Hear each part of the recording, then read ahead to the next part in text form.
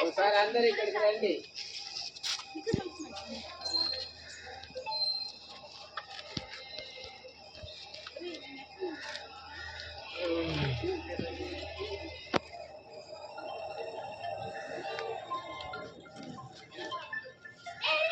అమ్మ రండి.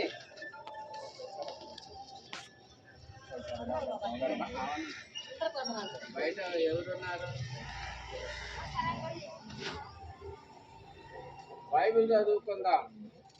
వాక్యం చదువుకొని పునాది కార్యక్రమానికి మరి మన ప్రియులు దేవుని బిడ్డలు మరి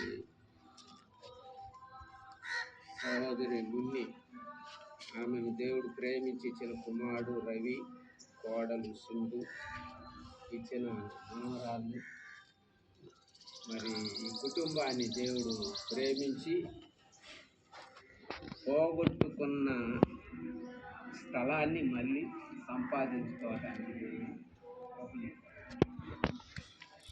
మరి తర్వాత ఈ చక్కగా కట్టడు కట్టడానికి ప్రాకారం ముందే ప్రాకారం కట్టాడు. ఈరోజు గృహ నిర్మాణం కొరకు మనం దేవుని సన్నిధిలో ప్రార్థన చేస్తున్నాం. దానికి ముందు పునాదిని గురించి కొన్ని మాటలు చదువుకుందాం. యెషయా 28:16 యెషయా 28వ అధ్యాయం. ఇలాగ సెలవిచ్చుచున్నాడు, సియోనులో పునాదిగా రాతి వేసిన వాడు నేనే. సియోనులో పునాదిగా రాతిని వేసిన వాడను నేనే. ఎవరు వేశారంట? దేవుడే పునాది రాయి వేశారు. అందుకే మరి కీర్తన 127లో మొట్టమొదట ఏమనుంటుందంటే మొదటి వాక్యం, యెహోవా ఇల్లు కట్టించని దాని కట్టువారి ప్రయాస వ్యర్థమా. అంటే ఈ పునాది రాయి ఎవరు వేస్తున్నారంటే నేనే అనగలిగిన వాడు దేవుడు, మనంగా చేసేది. కనుక ఆయనే వేస్తున్నాడు, ప్రారంభిస్తున్నాడు, దానిని కొనసాగిస్తాడు, ముగించి మరి ఇల్లును మరి ఆశీర్వదించి దేవుడు తన బిడ్డలకు ఇస్తాడని మనం విశ్వాసంతో దేవుని ఇస్తున్నాం. తర్వాత యేసు ప్రభు వారు కూడా ఒక చక్కని మాట చెప్పారు. మత్తయి సువార్త 7వ అధ్యాయము 24-25 వచనాలు. మత్తయి సువార్త 7:24. కాబట్టి నా మాటలు విని వాటి చెప్పున చేయు ప్రతివాడును బండ మీద తన ఇల్లు కట్టుకొని బుద్ధిమంతుడు పోలియను.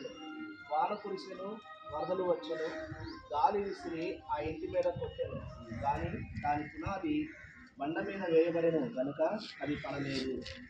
మరి నా మాటలు విని వాటి చెప్పున చేయని ప్రతివాడు ఇసుక మీద తన ఇల్లు కట్టుకున్న బుద్ధిహీనుని పోలియను. వాన కురిసెను, వరదలు వచ్చెను, గాలి విసిరి ఆ ఇంటి మీద కొట్టెను, అప్పుడు అది కూలబడెను, దాని పాటు గొప్పదని చెప్పాను. దేవునికి స్తోత్రం.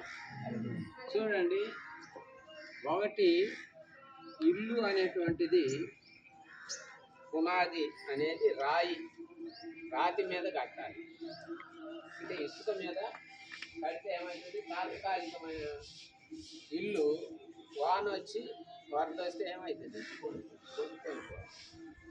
కానీ రాతి మీద కట్టిన ఇల్లు ఎలాగైతే స్థిరంగా ఉంటుందో అలాగే దేవుని వాక్యాన్ని విని వాక్యానికి లోబడి వాక్య ప్రకారం జీవించే జీవితం కూడా, ఆధ్యాత్మిక జీవితం కూడా మరి ఎన్ని శోధనలు వచ్చినా, ఎన్ని కష్టాలు వచ్చినా, ఎన్ని ఇబ్బందులు వచ్చినా, మరి సాతాను ఎన్ని విధాలుగా శోధించినా మరి ఆ శోధనలో పడి కొట్టుకొని పోవు, స్థిరంగా ఉంటాం.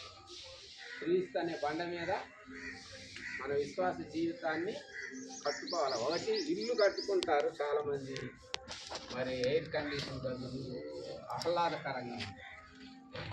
తర్వాత ఆ ఇంట్లో మరి ఎప్పుడైనా దైవ సేవకులకు పోతాం, చాలా పెద్ద పెద్ద ఇల్లు కూడా చూస్తుంటారు. అసలు అబ్బాయి ఎట్లా కట్టారా ఇది అనిపించి అంత ఆసక్తి ఉంటుంది.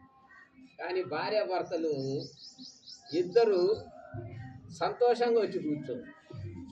కారణం ఏమిటి అంటే వాళ్ళిద్దరి మధ్య ఐక్యత లేదు, ప్రేమ లేదు, సమాధానం లేదు. కారణం ఏంటంటే ఇద్దరు దేవుని